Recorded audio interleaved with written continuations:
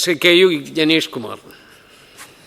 Sir, വന്യജീവികൾ ജനവാസ മേഖലയിലേക്ക് ഇറങ്ങുന്നത് നിത്യ സംഭവങ്ങളായി മാറുമ്പോൾ അപൂർവം ചില വന്യജീവികളെ വനംവകുപ്പ് പിടികൂടുന്നുണ്ട്.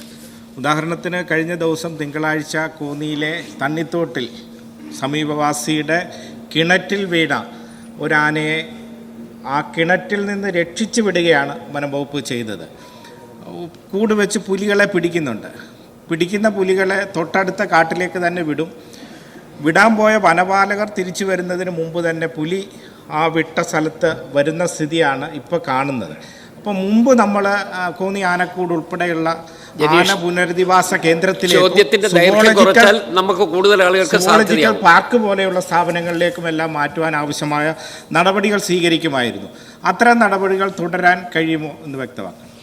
ബഹുമാനപ്പെട്ട മന്ത്രി. സാർ, ഇതിൻ്റെയൊക്കെ ഒത്തിരി ലിമിറ്റേഷൻ ഉണ്ട്. നമുക്കിപ്പോൾ കടുവയെ പിടിക്കുക, പുലിയെ പിടിക്കുക എന്നുള്ളതാണ്. അത് കഴിഞ്ഞ് എവിടെ കൊണ്ടുപോയാലും ഇത് വിടാൻ ജനങ്ങൾ സമ്മതിക്കത്തുമില്ല. ഇത് എവിടെയെങ്കിലും കൊണ്ട് വിടണമല്ലോ. ഇത് നേരെ നമുക്കെടുത്ത് സൂയി കൊണ്ട് നിർത്താൻ നമുക്ക് നിയമപരമായി പ്രൊവിഷൻ ഇല്ല സാർ. അതൊരു ആ നിയമത്തിൻ്റെ അടിസ്ഥാനത്തിലാണ് കാര്യങ്ങൾ ചെയ്യുന്നത്. എന്താണേലും സാർ, ഇപ്പോൾ നമ്മൾ കടുവയുടെ കാര്യത്തിൽ ഇന്ത്യ രാജ്യത്ത് പല ടൈഗർ കൺസർവേഷൻ ഇതുണ്ട്, ടൈഗർ റിസർവ്സ് ഉണ്ട്. ഒരു കടുവ പോലും ഇല്ലാത്ത ടൈഗർ റിസർവ്സ് ഉണ്ട്.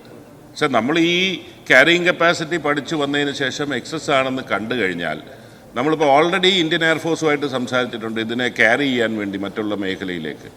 അതിൻ്റെ ഒരു ആധികാരികമായ റിപ്പോർട്ട് കിട്ടിക്കഴിഞ്ഞാൽ അങ്ങനെ ഷിഫ്റ്റിംഗ് മറ്റുള്ള മേഖലയിലേക്ക് സാധ്യമാകുമോ എന്ന് അന്നേരം പരിശോധിക്കാം. ആ റിപ്പോർട്ടിൻ്റെ അടിസ്ഥാനത്തിൽ പരിശോധിക്കാം. എങ്കിൽ മാത്രമേ ഒരു ശാശ്വത പരിഹാരം ഉണ്ടാകത്തുള്ളൂ.